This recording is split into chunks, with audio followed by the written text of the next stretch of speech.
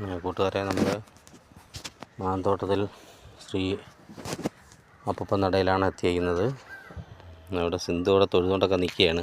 അപ്പം ഞാൻ വിചാരിച്ചു ഇവിടുത്തെ അമ്പലമൊക്കെ ഒന്ന് കാണിച്ചു തരാം. ശ്രീ പനേറ പോരട്ടക്കാവ് ക്ഷേത്രത്തിൻ്റെ തൊട്ടിപ്പുറത്തായിട്ടാണ് ഇത്. എൻ്റെ വൈഫിൻ്റെ, അതായത് സിന്ധുവിൻ്റെ കുടുംബക്ഷേത്രമാണ്. ക്ഷേത്രമൊക്കെ അടച്ചേക്കാണ്. ഒന്നും ഇവിടെ പൂജയും കാര്യങ്ങളൊന്നുമില്ല. കാലത്ത് ഉണ്ടായിരുന്നു, പക്ഷെ നമ്മൾ വരാൻ ലേറ്റായിപ്പോയി. എന്നാലും വന്നൊന്ന് തൊഴുതിട്ട് പോകാമെന്ന് കരുതി. ഇതാണ് അപ്പൂപ്പൻ. അവിടെ തൊഴുതിട്ട് പോകും. ബാക്കി അപ്പുറത്ത് തൊട്ടടുത്ത് തന്നെ ശിവ കോവിലൂടെ ഉണ്ട്. അത് അടച്ചിട്ടേക്കാണ്, അപ്പോൾ അവിടെ തൊഴില്ല. അപ്പോൾ ഈ അപ്പൂപ്പൻ്റെ അടുത്ത് തൊഴുതിട്ട് പിന്നെ ഇവിടെ ആൽത്തറകളൊക്കെ ഉണ്ട്. ആൽത്തറയിലുമൊക്കെ തൊഴുത് പോവും. വേണ്ട, ഇവിടെയൊക്കെ ആൽത്തറകളൊക്കെ ഉണ്ട്.